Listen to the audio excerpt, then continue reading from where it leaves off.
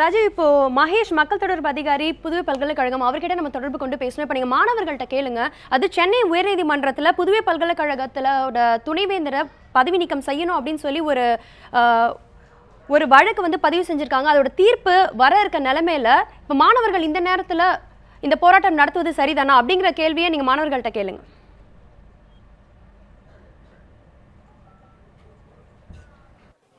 அதாவது வந்து துணைவேந்தர் பதவி விலகணும்னு சொல்லிட்டு சென்னை உயர்நீதிமன்றத்தில் வழக்கு இருக்கு. அந்த வழக்கோட தீர்ப்பு வந்து இன்னும் சில நாட்கள்ல வந்து வர இருக்கு. அந்த நேரத்துல உங்களோட போராட்டம் இது நியாயமானதா? எங்களுக்கு அப்ப அவ்வளவு நாள் தங்க வேண்டாமா, தண்ணி குடிக்க வேண்டாமா, தூங்க வேண்டாமா, சாப்பிட வேண்டாமா, ஃபெல்லோஷிப் இல்லாம எப்படி நாங்க இருப்போம்? உயர்நீதிமன்றத்துல என்னையில இருந்தும் வழக்கு இருக்குது. அது இன்னும் அது லிஸ்டே பண்ணாம பேக்கா பண்ணிட்டு இருக்காங்க. ஏன் உயர்நீதிமன்றம் நாங்க எம்எச்ஆர்டி முன்னாடியே போய் ஹங்கர் ஸ்ட்ரைக் பண்ணோமே? அப்ப இவ்வளவு சீரியஸான ஒரு இஷ்யூவை கோர்ட்டு உடனே முடிவு தர வேண்டாமா? எங்களுக்கு மட்டும் ஜஸ்டிஸ் இல்லையா? ஸ்டூடெண்ட்ஸ்க்கு மட்டும் எங்க டீச்சர்ஸ் அரெஸ்ட் பண்ணி போட்டிருக்காங்க. எதுக்காக? எங்க டீச்சர்ஸ் உண்மையிலேயே அவங்க வேலையை செய்யல. அவங்க உண்மையிலேயே வேலை செஞ்சிருந்தா இங்க இதெல்லாம் நடக்குது, ஒன்று திரண்டு வாங்கன்னு எங்களை கேட்டிருக்கணும். அதை செய்யல அவங்க. அதுக்கு தான் அவங்கள தூக்கி போட்டு இருந்திருக்கணும். இப்ப எதுக்கு டீச்சர்ஸ் அரெஸ்ட் பண்ணி ஸ்டூடெண்ட்ஸ் அடிச்சு ஸ்டூடெண்ட்ஸை உண்டு பண்ணி வச்சு எதுக்கு அரெஸ்ட் பண்ணி எங்களை எடுத்துட்டு போகணும்? எங்களுக்கு நியாயம் இல்லையா?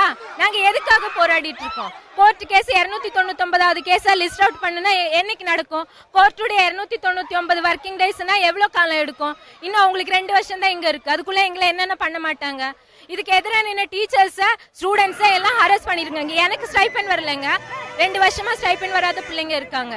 தீசிஸ் சப்மிட் பண்ணாதான் எங்களுக்கு அடுத்த வேலை கிடைக்கும். அது இல்லாம நடந்துட்டு இருக்கு. அதுக்கெல்லாம் எங்களுக்கு மட்டும் ஜஸ்டிஸ் இல்லையா? பணம் தூக்கி எரிஞ்சு போட்டாதான் ஜஸ்டிஸா?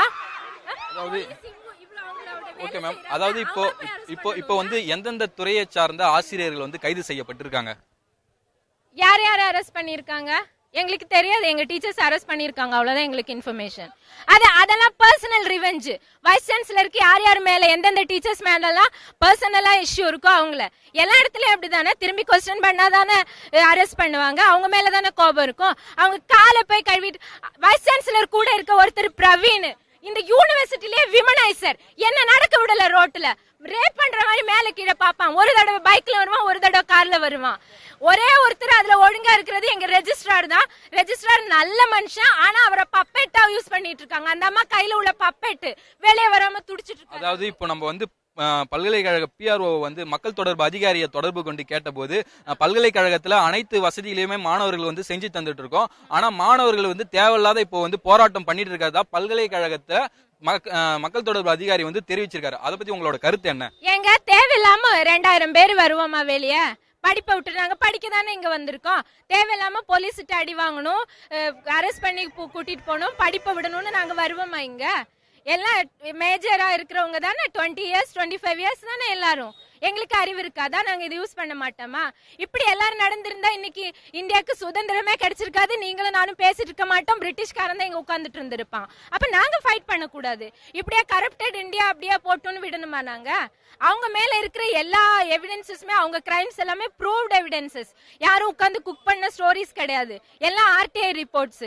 அவங்க கேப்பபிளா இருந்தா நாங்க இப்படி வருவோமா? டீச்சர்ஸ் பிரெயின் வாஷ் பண்ணாங்கன்னு சொல்லிதான் அவங்க மேல கம்ப்ளைண்ட். இவ்ளோ ஸ்டூடெண்ட்ஸ் பிரெயின் வாஷ் பண்ற அளவு ஒரு டீச்சரால முடியுமா? இல்ல ஒரு குரூப் ஆஃப் டீச்சர்ஸால முடியுமா? எதிர்த்து கேட்கறவங்க கிட்ட தானே எப்பவுமே ப்ராப்ளம் வரும். அதுதான் இங்க நடந்துட்டு இருக்கு.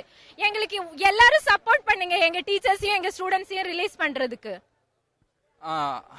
அதாவது இந்த மாணவி தெரிவிக்கும் போது 2000 பல்கலைக்கழக தரப்பில் வந்து அனைத்து வசதிகளும் செய்து கொடுத்தால் ஏன் 2000 மாணவர்கள் வரை நாங்கள் போராட்டத்தில் ஈடுபட போகிறோம்?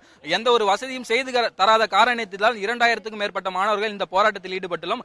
அதே போல் மாணவர்களை வந்து தூண்டிவிட்டதாக ஆசிரியர்கள் மீது வழக்கு பதிவு செய்கிறார்கள். ஒரு 100 இல்லை 200 மாணவர்களை தான் தூண்ட முடியும். 2000 மாணவர்களை எப்படி ஆசிரியர்கள் தூண்டுதலின் பேரில் போராட்டம் நடத்த முடியும் என்ற ஒரு கோரிக்கையை முன்வைக்கின்றனர்.